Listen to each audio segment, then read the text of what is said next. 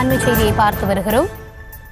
பெரம்பலூர் மாவட்டம் வேப்பந்தட்டை அருகே பெண்கள் குளிப்பதை வீடியோ எடுத்ததாக புகார் எழுந்திருக்கிறது. வெங்கலம் கிராமத்தைச் சேர்ந்த மோகன்ராஜை அரும்பாவூர் காவல் நிலையத்தில் மக்கள் ஒப்படைத்திருக்கிறார்கள். மோகன்ராஜை ஆயுள் முழுவதும் வெளியில் விடக்கூடாது என பொதுமக்கள் வலியுறுத்தி சாலை மறியல் போராட்டத்திலும் ஈடுபட்டு வருகிறார்கள். அது தொடர்பான காட்சிகளையும் பார்த்து கொண்டிருக்கிறோம். இது குறித்த கள தகவல்களுக்காக இணைகிறார் எம்முடைய செய்தியாளர் துரைசாமி. என்ன நடந்தது? தற்பொழுது மக்கள் என்ன வலியுறுத்தி இந்த போராட்டத்தை முன்னெடுத்திருக்கிறார்கள்?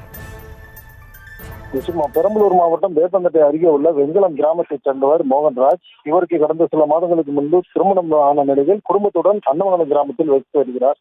இந்த நிலையில் வெங்கலம் கிராமத்தில் உள்ள தனது சொந்த வீடான அவரது அம்மா இந்திராணி குடியிருக்கும் வீட்டிற்கு அடிக்கடி சென்று வருவது வழக்கம்.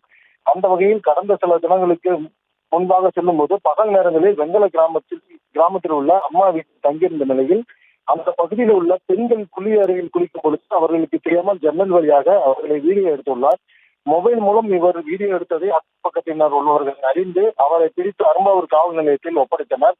அவர் மீது PNS ஆக்ட் 67A உள்ளிட்ட பிரிவுகளின் கீழ் போலீசார் வழக்கு பதிவு செய்துள்ளனர். இந்நிலையில் மோகன்ராஜ் மீது போக்சோ சட்டத்தின் கீழ் வழக்கு பதிவு செய்து குண்டர் சட்டத்தில் அடைக்க வேண்டும் என அவர் ஆயுள் முழுவதும் வெளியே வராத அளவிற்கு நடவடிக்கை மேற்கொள்ள வேண்டும் என கூறி அந்த பகுதி பொதுமக்கள் வெங்கலம் கிராமத்தில் உள்ள பேருந்து நிறுத்த பகுதியில் பொதுமக்கள் சாலை மறியலில் ஈடுபட்டனர். இதனைத் தொடர்ந்து அங்கிருந்து நடந்து வந்த பொதுமக்கள் பெரம்பலூர் ஆத்தூர் சாலையில் கிருஷ்ணாபுரம் பேருந்து நிறுத்தம் பகுதியில் திடீர் சாலை மறியலிலும் ஈடுபட்டனர்.